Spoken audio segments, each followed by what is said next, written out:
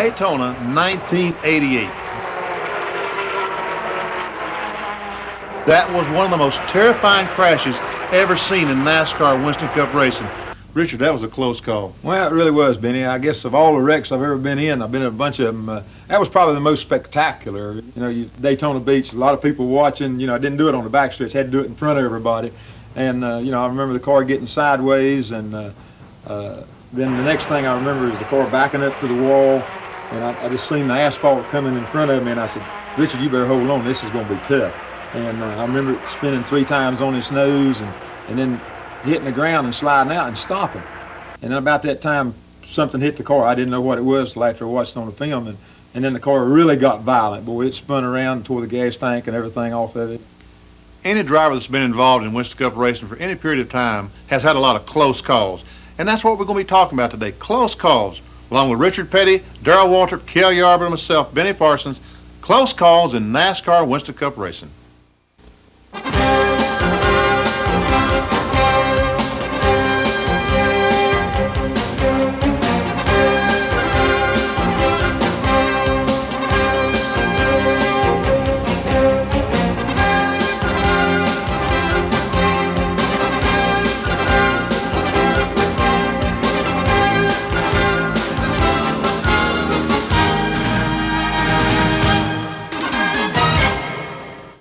Hello everyone, I'm Benny Parsons, along with Richard Petty, Cale Yarborough, and Darrell Walter.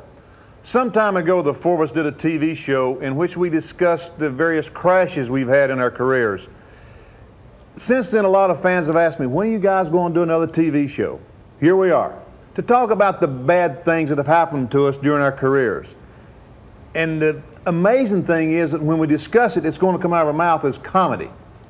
How we can talk about being that close to death and laugh about it's beyond me.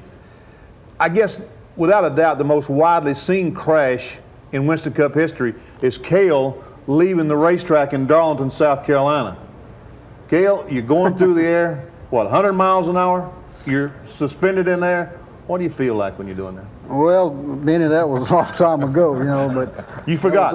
No, I never forget that. I promise you I didn't forget it. And he ain't going to tell you what he really felt like. That was in 1965 at Darlington, and, you know, I was just getting started pretty good in the racing business, and I was driving, first real good ride I ever had was Banjo Matthews, and I had a pretty good race going. I was racing with Sam McQuagg, who was another newcomer at the time, and Sam and I were battling for the lead is what it amounted to, and we'd come down the front stretch, and I'd get up by Sam. Sam was leading the race, and I'd get up by him, and he'd cut me off going into the first turn, lap after lap, and this kept going on. And so one time I got all the way up by Sam, and I figured that, you know, he wasn't going to cut me off this time. He could see me good, and we'd go on into the corner, I'd be all right, and I'd get on by him. That's what you get for figuring. He cut me off again. And when he did, we just bumped just a little bit. The cars didn't hit hard, but it just got my car airborne, and it went completely over the guardrail, not into the guardrail and bouncing off of it. Went over the guardrail, out of the first turn at Darlington, and it's, 3 stories down on the other side over there. And I'm going to tell you, it was quite a ride. It got awful quiet all of a sudden. And I looked out of the thing went out. I knew I was in trouble, but, you know, it happens so quick. And, a lot of other people knew you were in trouble, too. But it happens so quick, you know, and like I say, all of a sudden it got awful quiet in there, and I looked around, I saw a lot of grass, you know, and I said, oh boy, there ain't no grass on that racetrack. And I knew I was in deep trouble. But it went on out of the racetrack, and something like that, you know, really, most time when you get in a wreck on the racetrack, things happen so quick, you know, it's bam, and it's over with.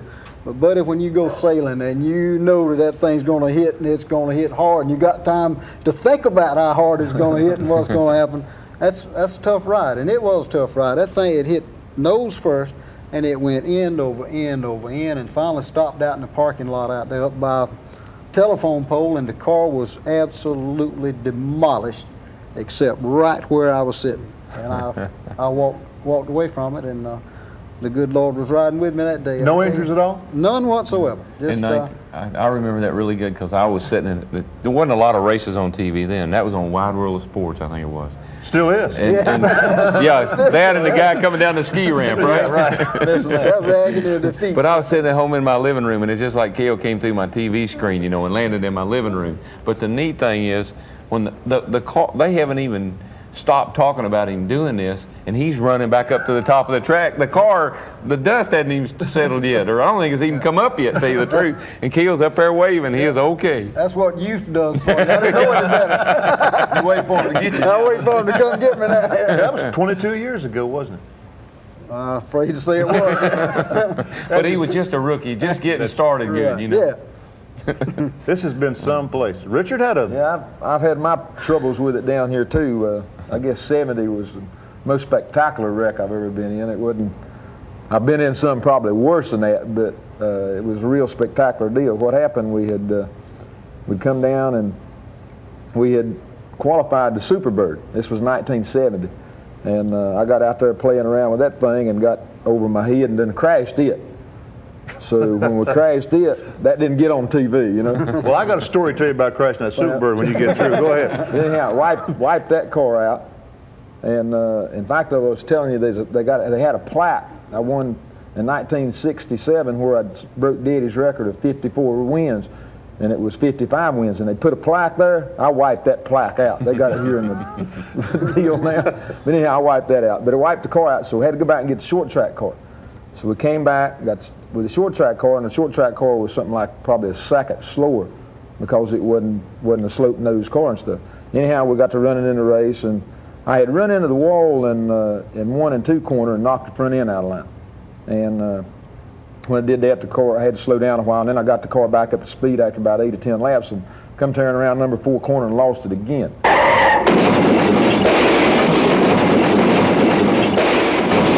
Hit the outside wall, then it broke the steering end. It come back inside and hit the inside guardrail and went up and turned over 3 or 4 times, all real spectacular like. Now, you know, where them had them rags in my mouth, and these rags got to coming out. They didn't know what it was. You know? You look back at that, it was a big deal then. You know, really, we tore up 2 cars really because Pete Hamilton was driving one, and he tore up the other car. So that was 3 cars we tore up in that one race, and then I was laid up for 4 or 5 weeks, but didn't get to drive.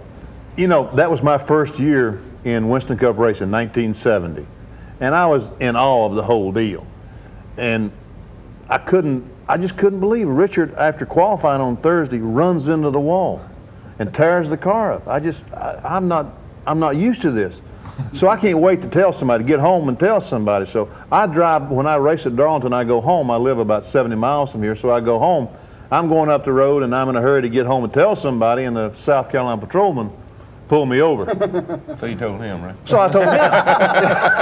After he got through writing a ticket, I said, "Boy, did you hear about Richard Petty? He crashed his car and tore it all to pieces." He said, "Yeah, I know. I just talked to Richard about 15 minutes ago." I left the racetrack before you did, right? Yeah, that's right. They've got a speeding ticket going up there. You can believe it. When you were talking about the most spectacular crash, I thought you were talking about at Daytona when Cale went airborne qualifying. You left the ground there? Yeah, I left the ground. I was, it was qualifying, you know, and nobody had never run 200 miles an hour in Daytona. So we decided to lay the spoiler back a little bit more than what we had. You're on back. You know all about that. I know all about that. And anyway, Wardell Wilson was crew chief, and we decided to lay the spoiler back a little bit more and go for the 200. We thought we could do it. And we made the first lap, and the car was a little squirrely. I knew I was on the ragged edge, but you had 2 laps qualifying then. So I made the first lap and got through the first and second turn of the second lap and went down the back stretch. And as I got into number 3, it got quiet again.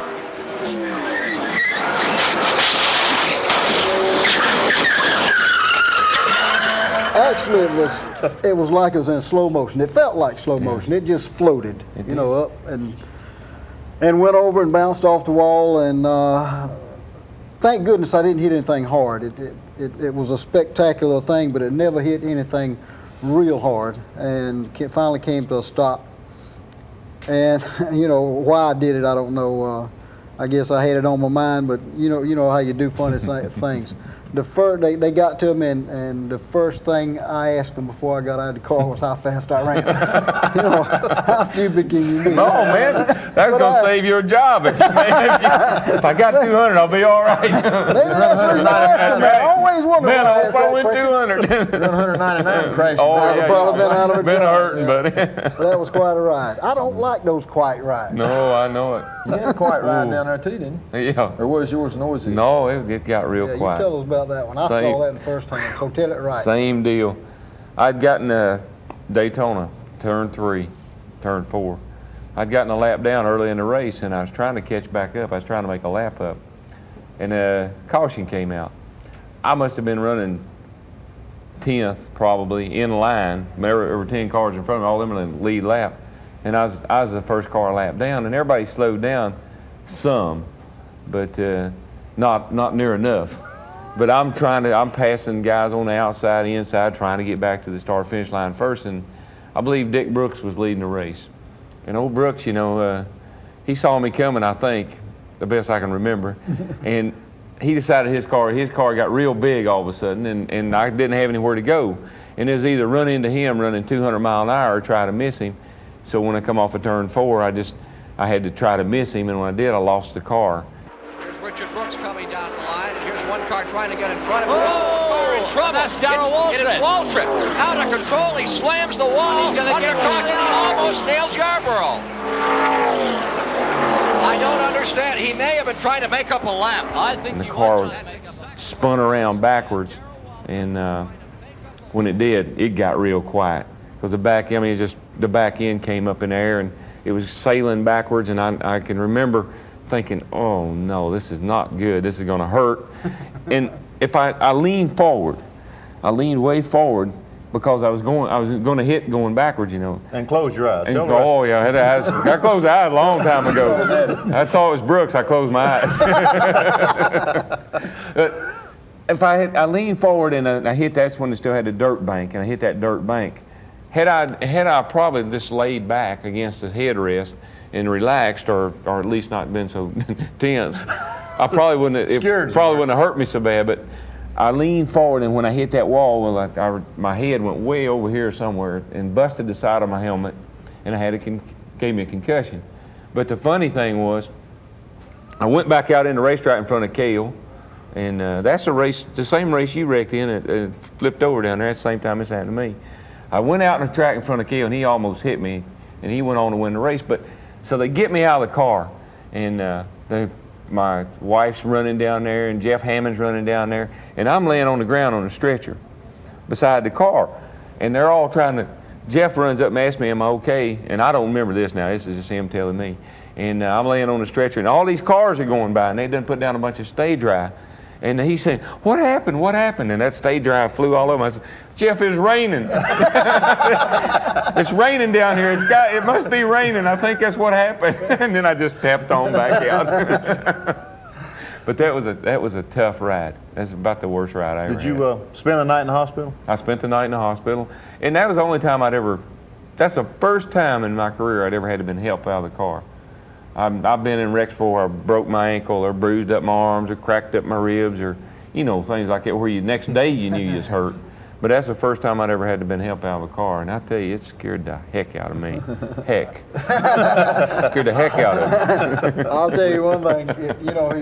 He was lucky that it knocked him out when he hit the inside wall, and he came back across, and he didn't remember anything, and he only ended up with a concussion out of the whole deal. But if he'd seen how close I came to T-bone him, he'd have had a heart attack. Right to the driver's door. I saw it on tape. It'd have been a whole lot worse. Yeah, it would. I have witnessed that. That was close. That was a close one. It was close. Joe Rutman was alongside of you or something, wasn't he? Wasn't there two of you? Oh, they were coming out there on tape. A lot of them. On tape, it looks real bad. I went between Darrell. Darrell was coming to the wall, and I only had it was like that. And instead of trying to miss him, I went to the outside, and I didn't miss him or the wall that much. How I got through, I don't know. That third and fourth turn of Daytona has been rough through the years. Took a bunch of us It's out. just it's taking its toll. Really You and is. Pearson had a little deal down there one time, coming down for the white flag. Was it the white Coming down flag? for the checkered Checkered flag. flag. Checker flag. A checker flag. Yeah. That's right. That's we've been racing all day, and back and forth and all that. And I was leading the race right at last, and I kept slowing up, and he kept slowing up, and I kept slowing up, and he slowed up some more. You was running third. I was running third. Yeah. Okay. And we was lap lead you, so we was playing our game. And so the last lap, David passes me down the backstretch. All right. And as soon as he goes into the corner down there, the car goes up, and I try to get alongside of it, and I don't get far enough, I guess. But anyhow, we hit a couple of times going through there, and coming off the number 4. I thought I'd cleared it. Well, I was trying to use as much track as I could too. But He was hoping. I was hoping I'd cleared it. No, he was hoping you'd get out of the throttle. I missed it about that much. He just did hit the right rear bumper on the car, and when it did it, naturally he done gone as far out as he could. He hit me in the wall about the same time, and it caught my car. They both spin. They're in the wall. Petty is slamming into the wall. He's coming down toward the finish line. Will he make it? He's still moving. The car stops 300, 400 feet shy of the finish line. Pearson is still running. My right rear, and it got it sideways, so it went down like that, and I was sitting there all straight, and I said, man, I'm going to be all right. And about that time, the wheels was cut one way, and then the car landed, and it made a right-hand turn, right head on in the wall, and spun 2 or 3 times, and I said, well, I'm still going to be all right, because right there's a start-finish line. I mean, it stopped about 20 yards short, and I could see the thing. I couldn't get that thing started, and about that time, here come Pearson. He had spun, then hit the wall, and come down, and was headed for the inside guardrail. Well, Joe Frazon was behind us, and he'd seen the wreck, so he goes down pit road. Pearson's car comes off, out of control, headed for the pit wall, and Joe hits him and straightens him up. Oh, man, you know what I mean? I couldn't get the car started, and it was just one of those things. And then when I won the 200th race, Cale and myself on July the 4th down there, we got in the same deal. Cale passed me up the backstretch and went in the corner, and when he did, he was just, with the draft and stuff, car run a little bit faster, and it moved up. And I got down beside him, but this time I didn't try to pass him up. I waited and hit him at start. He did that too. Situation coming down the front straight. Here they are, Sam. They will come across the yellow line just about together, but Petty had the lead. There's a little bit more to that story. There is? There is. Well, I'm gonna hear your side. I'm gonna tell He you. admitted hitting you. I'm gonna tell you the rest of the story. Now for the rest of the The rest of the story. See, what happened, I was following Richard, and I thought I had him where I wanted him. He was running strong, no doubt about it. And I didn't want to pass him to the last lap, wait to the last lap to do it. Well, going into the first turn with 2 laps to go is when the caution came out. 3 laps, yeah, you're right. And I knew that, no, it was 2 laps to go. 2 laps to go. 2 laps to go, and I knew that whoever got back to the start-finish line then was going to win the race, because it couldn't get started back again. Somebody turned Somebody turned over down there, yeah. We got the I'll caution. tell you about just as that we wreck. got As soon as you get, I'll tell you what I'm on that wreck. Was you involved in I was that? involved in that wreck. It's any wrecks we ain't been involved in. No. But the deal was it 2 or 3 laps to go? I believe it was 2. whatever. Well, I believe it was 2 laps to go. Anyway, I had to make my move then. And he beat me back. I got by him, and he beat me back to the start-finish line.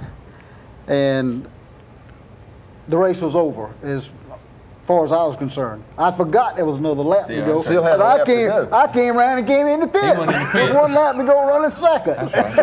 That's I remember that now. I think I gained a spot on that deal, if I'm not mistaken. And you wound up third, right? I wound up third, but I gave up second place, because for all practical purposes, the race was over as far as I was concerned. No, if you can't win, be third. Yeah, it didn't make any What the difference. heck? But that was Should've just went on in the garage. Drove on down pit road, and it's still What only happened? 1 lap to go. What happened on that wreck when you and Richard was racing back?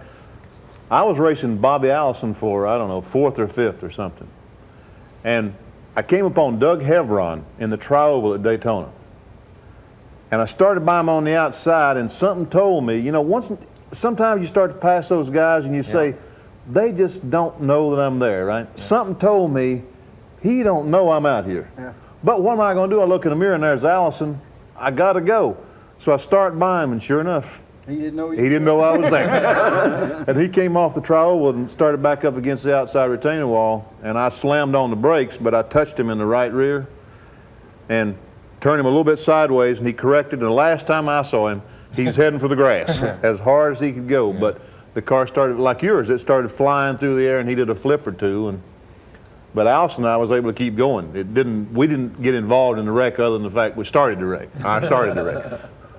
Well, see, we just came around. We was just innocent, like you say. I was trying to figure out what he was going to do. I knew what he was going to do. I was trying to figure out what I could do to stop it. And then what happened, all of a sudden, the figuring's out the window. That's right. Because, I mean, you come around and they say this is the last lap, and you figuring you got another couple of laps. You just do it. Both of us just run wide open, and I happened to beat him back. That's about what it was. You never have been the benefactor of those wrecks, have you? You always lose something when you have those wrecks. Seemed like I can tell you one time he didn't lose. Where? Yeah, tell us about that story, Darrell. Was up in Michigan. Didn't lose that time. I'm telling you that. Scoundrel.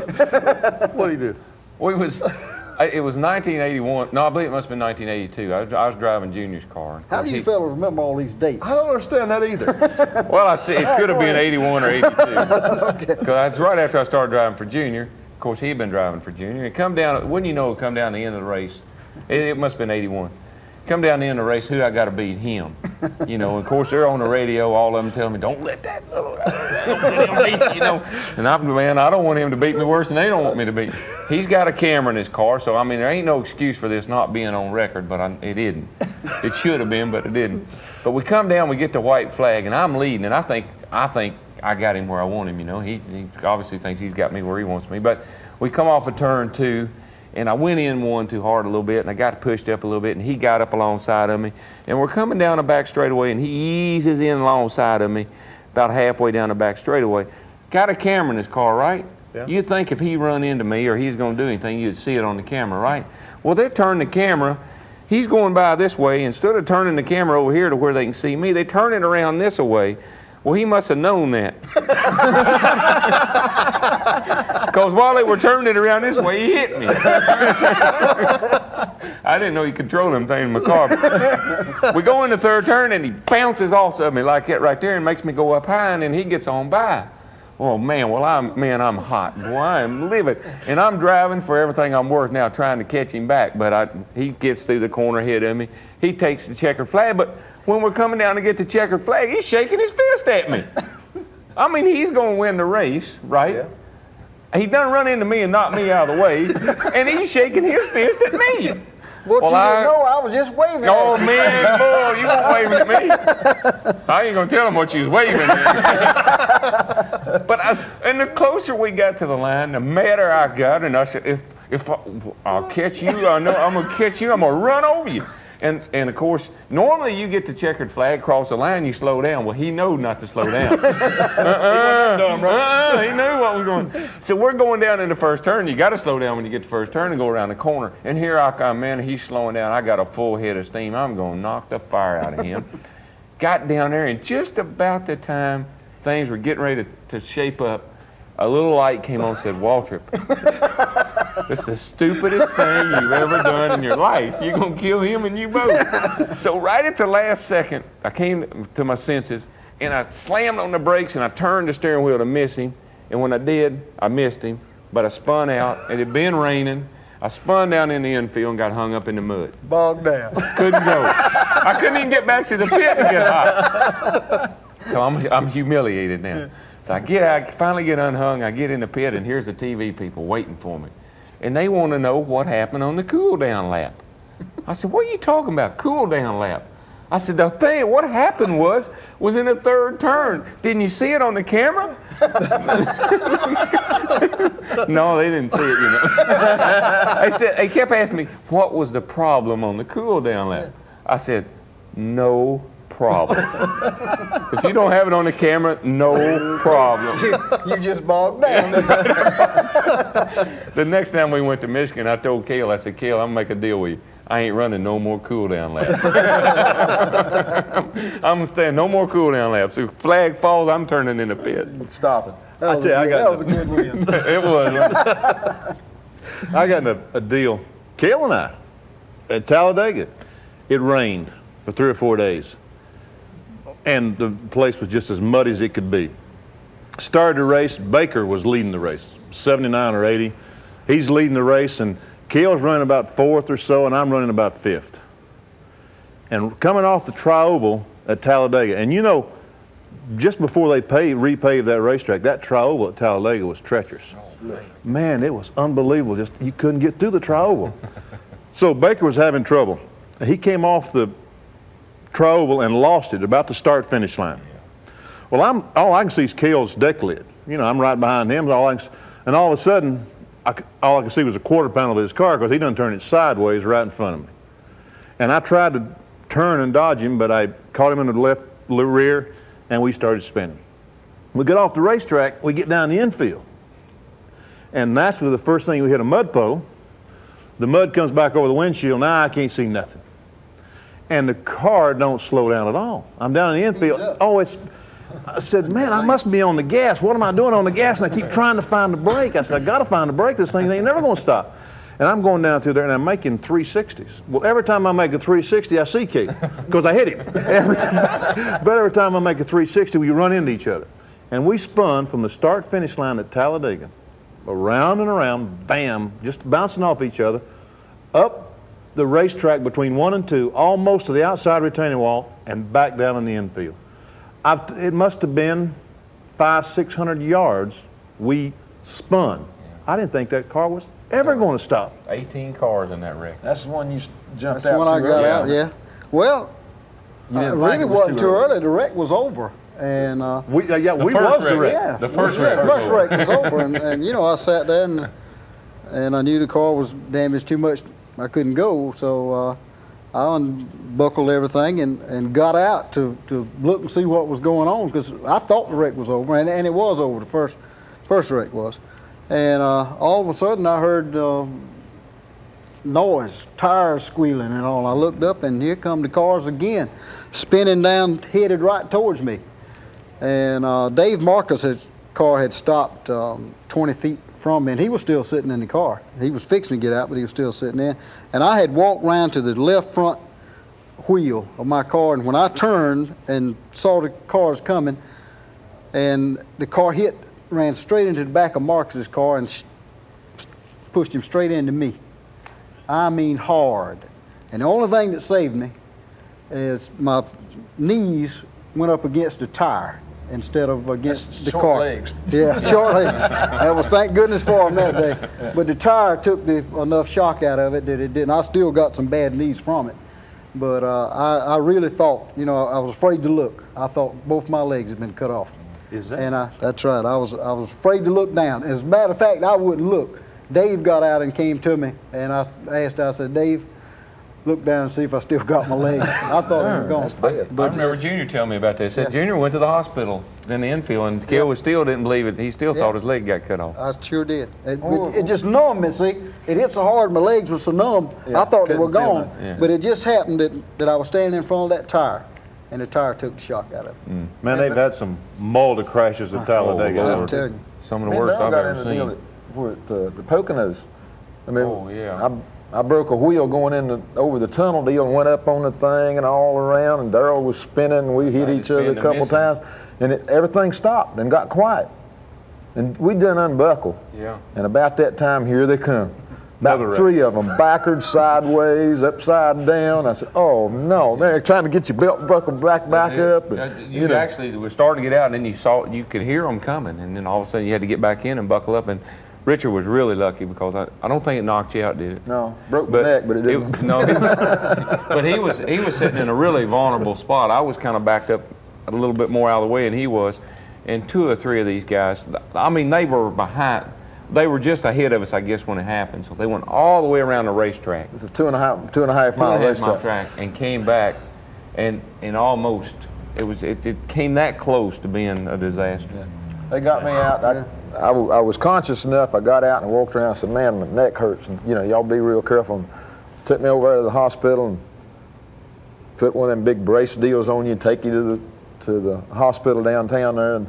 And so Cat come back in about an hour, and he said, when did you have your neck broke before? I said, wait a minute, you know what I mean? But I said, I didn't know I'd had it broke before. He said, yeah, it'd been broke before sometime or another, because they could see the calcium deposits and stuff on it. A lot of these things are funny now that we're talking about, but one of the funniest things after it was over that ever happened to me, I guess, was still talking about Talladega, how things happen down there, and you spin so far, and you do all this stuff. But they had a wreck coming off. Had a bad wreck coming off of the second turn, and it was dry weather that time, and the cars got in the dirt, and the dust just came up, and I wasn't involved in the wreck, but when the dust, you couldn't see. You just drove blind out of turn 2, and I spun down through there and bounced off a couple of cars. I think one went over the top of my car. You just couldn't see where you're going, and the wreck was in front of it, and we were going through the wreck.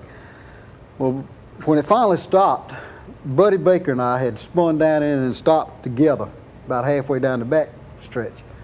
And inside there's a bank of dirt there. It must be 6 feet tall it's up there. probably You know, 10 feet six or 10 feet tall, straight up a For bank. the tape, let's call it 10 feet. Yeah, okay, 10 feet tall, maybe taller, I don't know. But anyway, the wreck was over. And Buddy and I got out this time, and we were standing around looking at the damage to our cars and all, and here comes that noise again, squealing and the tires going on, and we looked up, and coming right at us, another group of cars, spinning, coming right at us.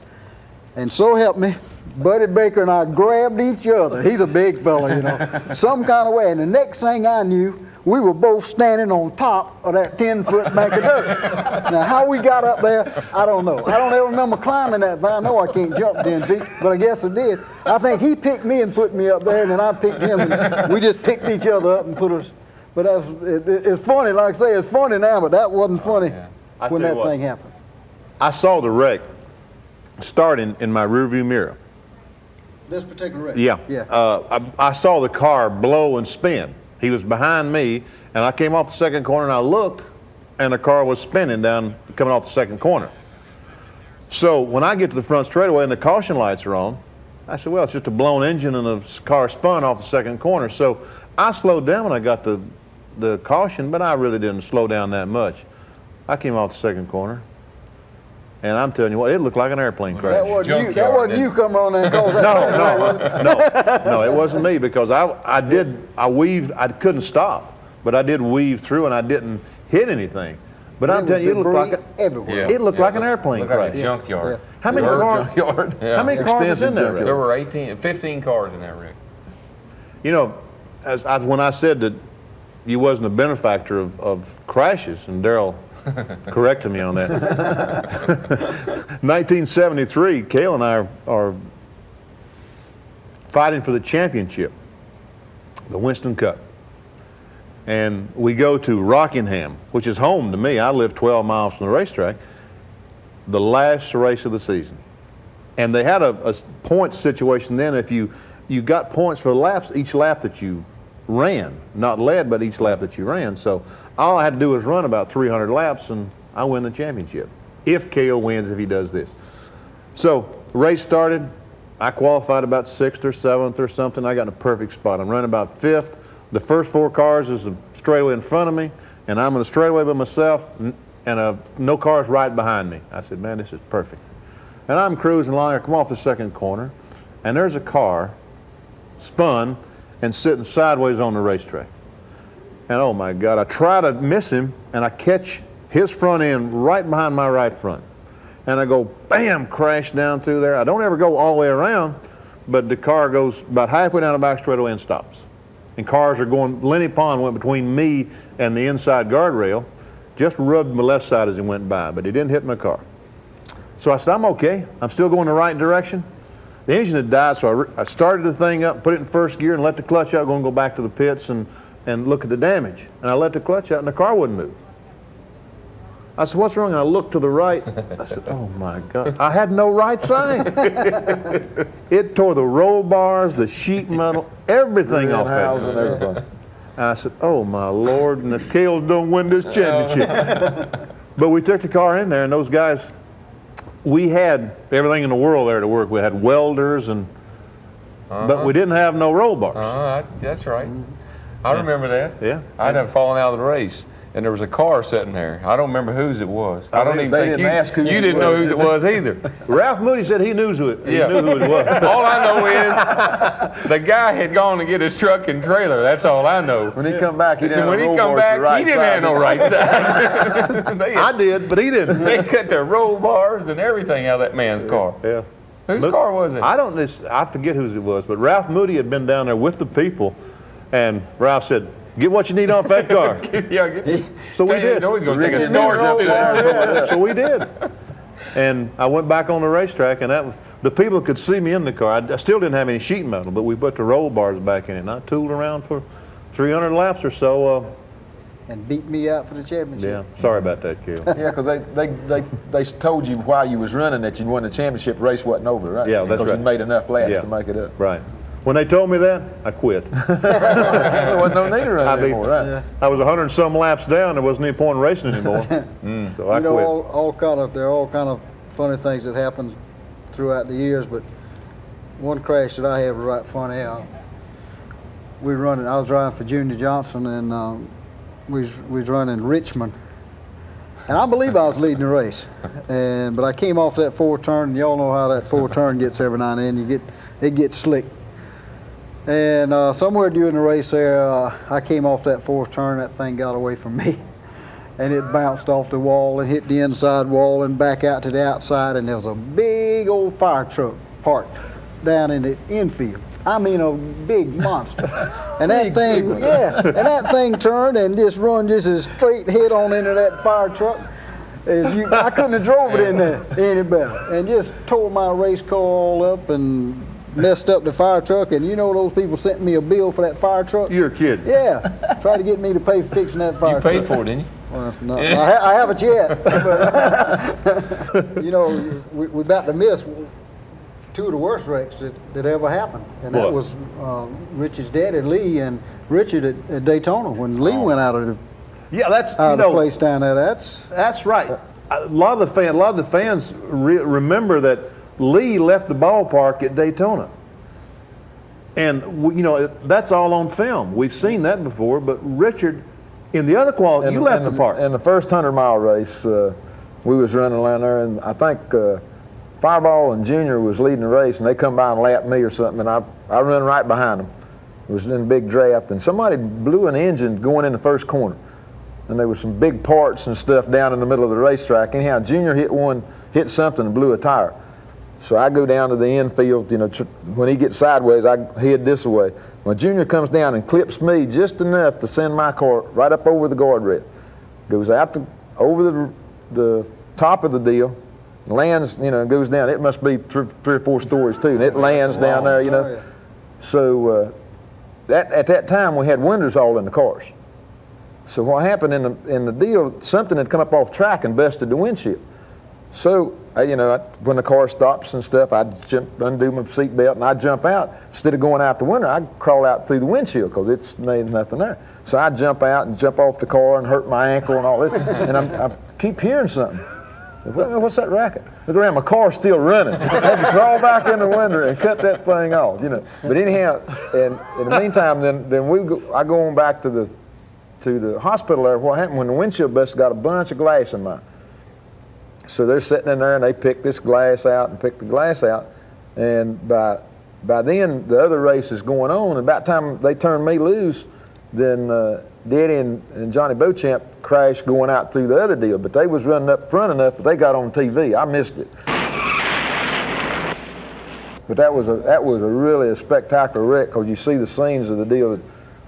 The cars is, you know, way up in there with one of them up under the other one, just bam. They came out about where the tunnel is. Just a going into little past the tunnel. Johnny went on around further, and Daddy landed down there. And so here I am hobbling around on a hurt foot anyway. So we run up there, you know, and go down. And by then they done got him in the ambulance and gone. And there's just, I mean, there wasn't nothing left of that car. It just tore it thing all to pieces. One of the worst wrecks I ever had was at Daytona in about 1964. I was coming off the fourth turn, and they had a big wreck right in front of me, and the car was just bouncing off the wall and going every which way. And so I thought I was going to plow right into them. So I just spun my car, tried to spin it to keep from just going head on into them. And when I spun that car and got it sideways, I didn't see anything else in front of it, but I heard the awful explosion, an awful noise you ever heard in your life. And the whole car just shook, and it just kept spinning and finally stopped down in the grass after it spun several times and all. But what had happened, when I opened my eyes, I didn't have nothing. When you started looking again. Yeah, when I started looking again. Okay, that sounds a little better. But when I could see again, I had no windshield, I had no dash, I had no steering wheel, no steering column, nothing. Everything was gone out of the front of the car. And you just sat there? You're I kidding. was just sitting there, yeah. But what happened, one of those cars that wrecked in front of me, a spindle, tire, spindle, everything came off of it. And it hit that the wall, and when I turned my car sideways, that spindle and tire and wheel and everything came in the window, in the right window, and it bent the door down and pushed the top up enough to where it came through there. I don't know how fast I was going and how fast it was going, but when it came through the car, I never saw it. It came through the car so fast and took the dash, steering wheel, windshield, everything right on with it. And I thought the car had exploded. I didn't know what had happened. But if that wheel and spindle had come straight into me, it took me right on out with it. But that's a surprise when you finally wake up and look around and everything's gone, and I was just driving it. Yeah. And I got no dash, no steering wheel, no everything. And I look over here and see this big hole in the door and the wheel and spindle and everything. I couldn't figure out what in the world had happened. And then people run up to you and ask you what happened. Yeah. I didn't know what happened. It was a mess, all I know. I did that on a dirt track, half-mile dirt track up Mount Clemens, Michigan. Me and a fellow got together coming off turn 4, and the pits was a big bank of dirt, and they had some 2x6s just kind of laid up against this bank. And I was on the outside and we got tangled up, and I turned and hit this bank with the right side, and when the car stopped, one of those 2x6s had went through the right front tire, through the engine firewall, back through the car, and out the rear firewall. I mean, this 2x6 stuck all the way through the car. It took us 5 hours with a handsaw to get this 2x6 out of the car. We had to saw the thing in about 6 pieces to get it out of the car. Yeah, and just so you can imagine. What it would have done if it got you. Oh, if it had come by me, it'd been all over. Yeah. But I didn't really realize anything was going on until I looked over and saw this 2x6 over there. It's like at Talladega when Bobby wrecked and almost went in the grandstand.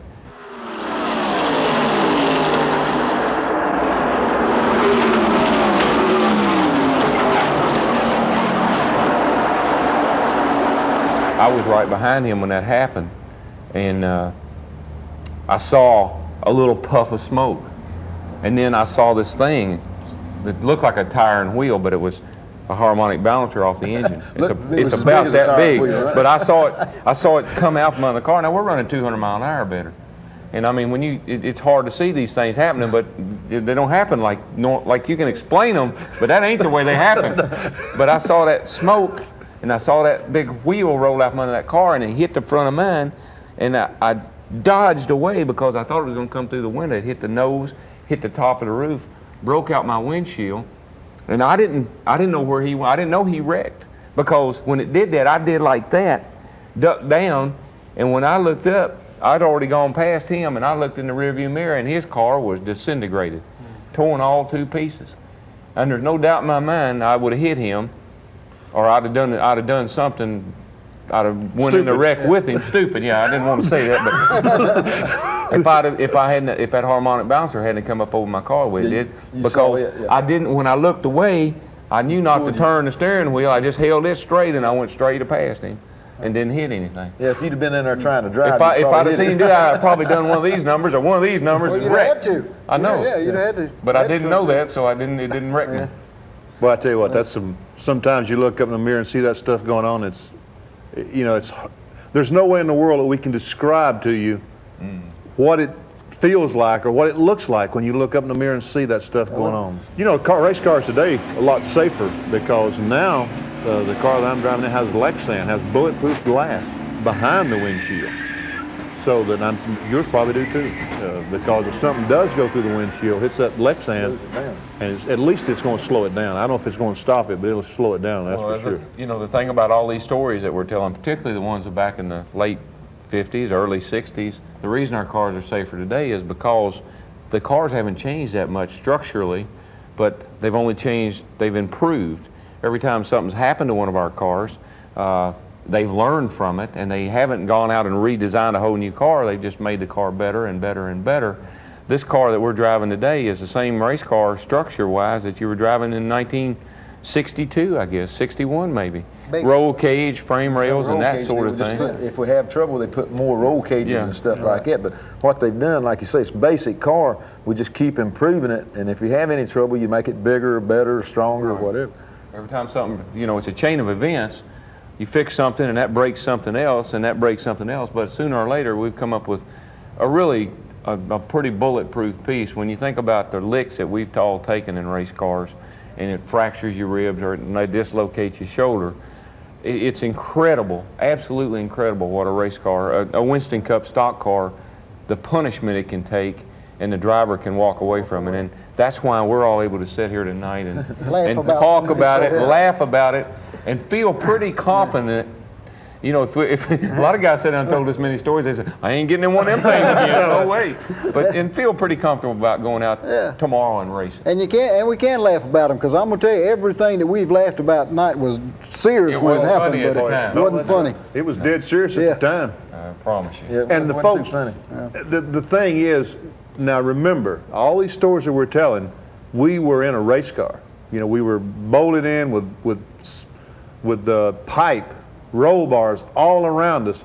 Don't try this. You know what we're don't try it on the street, because you don't have that protection, and you know you're not going to be able to laugh and tell the stories about it because you're not going to be here. Yeah, these are not stock cars. They are stock appearing cars. What's the worst wreck? Which is the worst wreck you've ever had, Cale? Oh, there's been so many. I don't know. I think we've all had, you know, close calls, I guess. I think the hardest I ever hit was at Rockingham. I think you hit me, didn't you, Darrell? Didn't you? No, that was Neil Bonnet. That was Neil. Was he hit you the first race. I hit you the second race. Which one are you talking about? Both of them were hard. But I think that's, you know, and Rockingham's a mile racetrack, but that thing spun and turned around and went into the wall driver's side, you know, and I got a bad shoulder from it, bad knees from it. And, but any lick driver's side is a tough lick, because you don't have any protection there. You don't have the crush factor that you have on the right side of the car. That's right. The worst wrecks and the worst wrecks that we feel, the wrecks that makes us hurt the worst, are the ones that really don't look that bad as far as a spectator is concerned. Just like, you know, I guess some people that don't believe that's true, you know, after talking about the car going airborne at 200 miles an hour at Daytona and stuff like that, but it's that sudden stop that gets you, and it can happen on a short track just as easy as it can on a super speedway. What we was talking about the other night. Was talking about the speed deal, and we want to slow the cars down or whatever. And you know, and I told him, I said, look, I've seen worse wrecks and more cars in the grandstands where they run 80 and 90 mile an hour than I ever have at 180 or 200 mile an hour. So really, the speed's irrelevant. You know, I mean, we run Talladega or Daytona. It's a great big racetrack. You know, you run at Martinsville or someplace like that. That's a little bitty place. I run a Bristol or something like that. I feel like I'm running fast at them places. Boy, you go into a corner at Bristol, and you know if you turn, if you miss anything, you're bam. Well, at Talladega, you feel the same thing, so you don't feel any more. There's just more room, and so you don't get the sensation of the speed on those big super speedways. You know, and folks, really and truly, what happens in a race car is you see trouble coming. You know, we've laughed about closing our eyes and but that's exactly what happens. You see trouble coming, you say, oh no. And just, you know, Darrell leans forward and closes his eyes. I kind of lean back and close my eyes. I quit looking. I didn't close my eyes. I just quit looking. Just go blank. But Bobby Allison crashed in Rockingham one time, coming off the second corner. Yeah, I remember that. In Roger Penske's car, I believe it was. Mercury. And he goes in for 2 or 3 times. And I was in the middle of the wreck, But I didn't think too much about it until later on that week, Tuesday or Wednesday, we're getting this car cleaned up, and they said, the body man said, we've got to repaint the car. I said, how come? He said, you've gotten battery acid all over. We started looking at the car, and what happened was that Bobby, in one of his revolutions, one of the left rear tire had hit my right front, and the car had went over the top of my car and throwing battery acid all over my car as it went across my car and came back and hit the left side of my. He did a complete flip over my car. I went under him, I should say, while he was in the air, and I didn't hit you going over and coming down. Yeah, hit me going on both sides of the car. Had the imprint of his car and battery acid all over my car, and I didn't know that. Well, I tell you, folks and guys, this has been absolutely delightful. I hope that you people have enjoyed this as much as I have listened to these guys. It's unbelievable. Thanks, and we'll try to do this maybe again sometime. Sure, it's been a lot of fun and real enjoyable. And I enjoyed listening to these stories from Cale. I don't believe a lot of it. I enjoyed it too. I think all most of true, it, folks. I can vouch for the ones I heard. Folks, thanks again. Good night. Good night. So long.